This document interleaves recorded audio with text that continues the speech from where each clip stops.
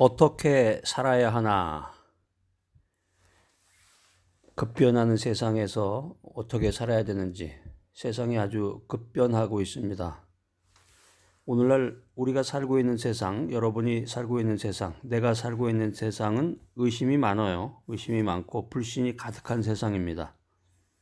그만큼 이 허위와 거짓이 많다는 거죠. 허위와 거짓이 난무하고 진실과 참는 것이 환영받지 못하는 세상이다.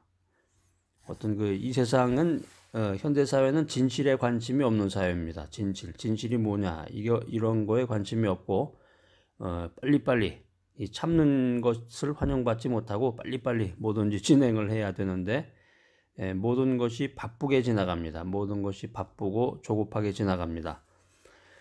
그래서 서울에 사는 사람들, 특별히 이제 한국에도 제가 이제 한국 방문했을 때 지방을 가보니까 지방도 보면은 뭐 아파트가 뭐 어마어마하게 많더라고요. 옛날에 10년 전, 20년 전, 30년 전에 한국하고는 뭐 전혀 다른 모습이 지금 되고 있는데, 근데 그 안에 있는 사람들은 잘 모르죠. 그 안에 있는 사람들은 냄비 속의 개구리처럼 서서히 그 고통을 즐기기 때문에 잘 모르는데, 그만큼 빠르게 모든 것이 빠르게 지나간다는 거예요. 그리고 사람들이 복잡한 거 싫어하고 쉽고 빠른 것을 선호한다. 결과적으로 오래 참고 기다려서 열매를 맺으려고 하지 않기 때문에 특별히 이제 크리스천들, 믿음의 사람들은 쉽지 않은 세상이에요. 여기 지금 이 세상 가운데에서 인내하면서 열매를 맺고 또 인생을 진지하게 산다고 하는 것이 쉽지 않은 세상입니다. 그런데 명백한 것은 신앙생활이라고 하는 것은 믿음이 있어야 된다는 거죠. 믿음. 그 다음에 인내의 달인이 돼야 돼. 인내의 달인. 그 다음에 기다림이라는 이 믿음과 인내와 이 기다림이라고 하는 그 세 가지 요소가 있어야 원활한 귀한 소중한 신앙생활을 할 수가 있는데, 이 세 가지 요소가 부족하게 되면은 하나님께서 나를 통해서 주님의 뜻을 이룰 수가 없다. 자, 무엇을 믿어야 하는가? 믿음에 대한 이야기인데 이것은 아주 명백합니다. 한국은 이제 이단 사이비가 참 많죠. 이단 사이비. 그래서 평범한 사람들은 그 이단 사이비 그 분별을 어떻게 해야 되느냐, 뭐 전적으로 이제 교회에 의지하는 수밖에 없는데, 이건 아주 간단해요. 그 사람들이 이야기하는 게 뭔지, 무엇을 믿는지 이걸 보면은 간단하죠. 무엇을 믿느냐? 천지 만물을 창조하시고 지금도 일을 행하시고 성취하시는 하나님을 믿어야 된다. 창세기 2장 1절에서 2절 말씀인데 간단해요. 그 사람들이 말하는 게 뭐냐? 그 사람들이 믿는 것이 뭐냐? 이걸 보면은 이단인지 사입인지 알 수가 있습니다. 정통교단도 마찬가지예요. 정통교단이라고 해서 우리는 뭐 대한예수교장로에 무슨 모입니다. 우리가 간판을 걸었다. 그럼 그 사람들은 올바른 걸 믿느냐? 그렇지 않은 거예요. 그게 잘못된 거예요. 그게 정통교단이라고 해도 그 사람들이 그 교회에서 주장하는 것이 무엇이냐? 어디를 향해서 나아가고 있느냐? 이걸 보면 알 수가 있는 거죠. 제가 이제 간단한 것만 말씀드리면, 만약에 한국을 대표하는 대형 교회인데 그 교회 담임 목사가 자기 아들한테 그 교회를 물려줬다. 이건 가짜죠. 이거는 그 교회가 아무리 명성이 높고 그 교회 담임 목사님이 아무리 존경을 받는다고 해도 그거는 근본이 잘못된 건데, 그것을 떠받들고 그것에 동참한다. 이건 정신이 나간 거죠. 이건 그러니까 믿음이 뭔지를 잘 모르는 거예요. 믿음이 뭔지를. 왜 그러냐? 믿음이라고 하는 것은 하나님의 말씀인데, 하나님의 말씀을 믿는 건데 목사를 믿는다, 교회를 믿는다. 그것도 잘못된 거예요. 장로의 말을 믿는다. 그 자체가 잘못된 거라고. 무엇을 믿느냐?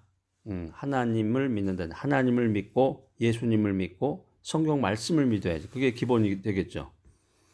그래서 하나님께서 예수님의 십자가 고난을 통해서 우리의 죄의 짐, 세속과 질병의 짐, 가난과 저주의 짐, 죽음과 멸망의 짐을 대신해서 지셨다는 것. 이걸 믿는 거지, 이걸 믿는 거죠. 이게 이제 이사야서 53장 6절에 보면 그런 말씀이 나오는데, 지금도 우리의 삶의 모든 짐을 지고 계신다. 그분께서 지금도 우리 삶의 모든 짐을 지고 계신다. 그래서 나는 그분을 믿는다. 이런 고백을 한다. 이걸 믿는다는 거지, 이걸 믿어야 정통 크리스찬이 되는 것이고, 믿음의 생활을 하는 거예요. 그러니까 믿음, 무엇을 믿느냐? 잘못된 걸 믿으니까, 잘못된 것을 믿으니까, 이건 뭐 기독교도 아니고, 뭐 샤머니즘도 아니고, 불교도 아니고, 유교도 아니고, 도대체 세상 말로 얘기를 하면은 짬뽕교를 믿는 거야, 짬뽕교를. 기독교를 믿는 게 아니라. 그래서 교회는, 잘 나가는 교회는 간단해요. 결과가, 그 결론이 뭔지를 보면 알아요. 그 목사님이 마지막을 어떻게 장식하는지를 보면은 그 목사님이 자기 아들한테 그 교회를 물려준다. 그건 뭐 그 목사님이 어떤 믿음을 갖고 어떤 말을 했느냐가 중요한 게 아니라 그건 가짜예요. 그 목사님의 믿음은 잘못된 것이고, 그 교회 다녔던 사람들은 헛된 신앙을 가졌던 거죠. 헛된 시간을 보냈던 거예요. 자, 무엇을 믿어야 하는가? 고린도전서 13장이 아니네. 고린도전서 15장이네. 고린도전서 15장이 부활장이니까. 고린도전서 15장 12절에서 20절에 보면은 부활의 첫 열매가 되시는 예수님께서 다시 오실 것을 믿어야 한다는 거죠. 이걸 믿는 거예요, 이걸.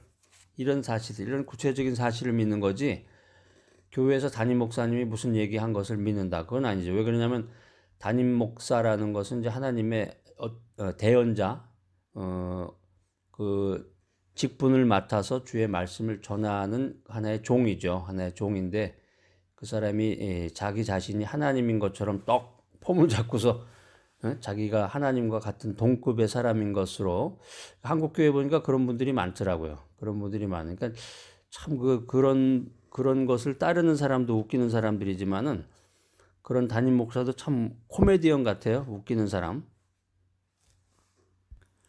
예수를 믿고 교회 지도자가 됐다는 사람들이 그런 모습을 하는 걸 보이니까는 참 저 사람이 코미디언도 아니고 바보도 아니고 배울 만큼 배웠는데 왜 저럴까? 왜 그러냐면 무엇을 믿어야 되는지를 분명히 몰라서 그랬던 거죠. 무엇을 믿어야 되는지. 그러니까 그 사람의 타이틀을 보면 안 돼요. 그 사람의 타이틀, 직분이 뭐냐, 얼마나 많이 배웠느냐, 이게 중요한 게 아니라 그 사람의 믿음을 봐야 되겠죠. 믿음을. 그 다음에 어떻게 살아야 되느냐, 여기에서 이제 무엇을 참아야 하느냐는 문제. 무엇을 참아야 되느냐? 인내라고 그랬는데, 인내하라고 그랬는데, 그럼 뭘 참아야 되냐? 의심이라든가 두려움이라든가 낙심이라든가 분노를 참아라 하는 거예요. 시편에 보면은 이런 말씀이 있습니다. 시편 37편 1절로 3절인데, 시편 37편, 시편은 편으로 읽습니다. 37장이라고 그러질 않고 시편은 37편 1절로 3절 말씀인데, 눈에는 아무런 증거가 안 보이고 귀에는 아무런 소리가 안 들리고 손에는 아무것도 잡히는 게 없어도 하나님의 말씀을 믿고 참아라, 인내하라. 사탄 마귀, 원수의 공격이라든가 환경에 어려움이 있어도 하나님만 의지하고 참아야 된다. 이게 참 진리의 말씀이에요. 우리가 이제 현실적으로는 조금 받아들이기 힘든 부분이 있을지도 몰라요. 왜 그러냐면은 이 현대 문명 자체가 내 자신이 너무 조급하게 인생을 살았기 때문에 그렇죠. 빨리빨리 살아야 되고, 내가 말씀을 모르고 사람의 말만 믿었기 때문에.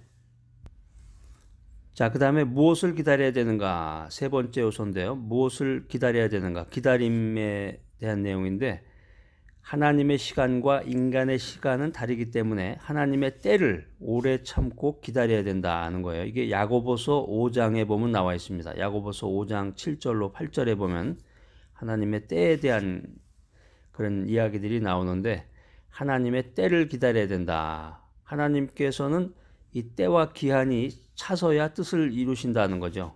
하나님은 뭐 조급하실 필요가 없어요. 하나님은 영원 전부터 영원까지 존재하시는 분이기 때문에 인간이 100세를 산다고 그러지만 요즘 100세 시대라고 해서 100년을 산다고 그러지만 하나님께 100년이라고 하는 것은 눈 깜짝할 시간도 안 되는 거죠, 사실은. 그러니까 하나님께서는 때와 기한이 차서야 뜻을 이루시는데 그렇기 때문에 인간이 기도해야 되겠죠. 기도를 통해서 하나님과 대화를 나누고 주님의 뜻이 무엇인지를 깨닫고 주님의 뜻을 이루어 나가야 되는데 전능하신 하나님, 사랑이 많으신 하나님께서는 그러나 그 인간의 어리석은 생각을 위해서도 하나님이 은혜를 주시는 거죠. 인간이 어리석은 생각을 가지고 자신의 그 헛된 욕망을 달성하기 위해서 기도를 할 때도 하나님은 함께 하세요. 하나님은 함께. 그러니까 하나님이신 것 같아요. 그런 기도를 안 들어주신다 이런 게 아니라 하나님이 함께 하셔요. 그래서 하나님의 때가 되면은 그 모든 것이 이루어져서 주님의 뜻을 이루게 되는데 하나님의 약속을 받기까지 아브라함은 25년을 기다렸고 야곱은 20년, 요셉은 13년, 모세는 40년이 걸렸는데 이스라엘 백성은 40년이 지나서야 가나안 땅에 들어갈 수가 있었다. 이 여호수아 5장 6절에 이런 말씀이 기록이 되어 있습니다. 뭐 25년, 20년, 13년, 40년 뭐 엄청나네. 어휴, 이걸 어떻게 기다려요? 그런데 인생 살다가 보면 이 10년이 눈 깜짝할 시간이에요. 내가 살아오면서 그 지나온 10년을 이렇게 돌이켜 보면은 야, 이렇게 시간이 빨리 갔구나 할 정도로 인생이라고 하는 것은 참 빨리 달려갑니다. 그렇기 때문에 요즘에 이제 100세 시대다. 100세 뭐 넘어서 사는 사람도 있고 100세 시대다. 건강하게 산다. 이렇게 얘기는 하지만 사실 맞는 말이에요. 그래서 이제 예전에는 이제 60이면은 힘이 빠지는 시대였는데 요즘은 이제 60부터 인생이 새롭게 시작된다. 그래서 60부터 85세까지 준비된 사람, 또 비전으로 충만한 사람은 60세부터 80세까지도 현역으로 일할 수 있습니다. 영향력 있는 리더가 될 수가 있는데 이제 그러나 90세가 되면은 이제 죽을 준비해야 돼요. 대개 보면 이제 아무리 건강해도 95세 넘기기가 힘든데 뭐 100세까지 간다 그러지만은 90세가 넘으면은 자기 인생 정리하고 죽을 날을 이제 준비를 해야 되는데 언제 죽을지 모르는 거죠. 갑자기 뭐 죽는 날을 하나님께서 이렇게 데이터로 보내주셔가지고 프린터가 나오면은 그 프린트물 보고서 자기 그 죽는 날 알고서 죽는 게 아니라 갑자기 죽는 거니까. 자, 그래서 하나님의 지혜와 섭리를 믿고 하나님께서 정하신 때를 기다려야 된다. wait, 기다려야 된다. 하나님을 앞서 나가거나 원망하거나 불평하지 말고 응답을 기다려야 된다는 거. 기다려라, 기다려라, 기다려라. 자, 어떻게 살아야 하나? 오늘 첫 번째는 무엇을 믿어야 하는가? 그래서 믿음에 대한 부분 말씀드렸고, 두 번째는 무엇을 참아야 하는가? 인내에 대한 부분입니다. 세 번째는 무엇을 기다려야 하는가? 기다림에 대한 부분인데 여러분 잘 아시는 그 고아의 아버지 조지 뮬러가 있습니다. 조지 뮬러가 이제 한 친구의 아들의 구원을 위해서 40년간 기도를 했는데 이 기도의 응답으로 조지 뮬러가 죽어서 조지 뮬러의 장례식에 자기가 기도했던 그 친구의 아들이 회개하고 구원을 받는 역사가 일어났다는 거죠. 자, 이렇기 때문에 이 기도를 통해서 하나님의 뜻을 이룬다라고 하는 것은 인간이 감히 쉽게 말할 수 없는 거예요.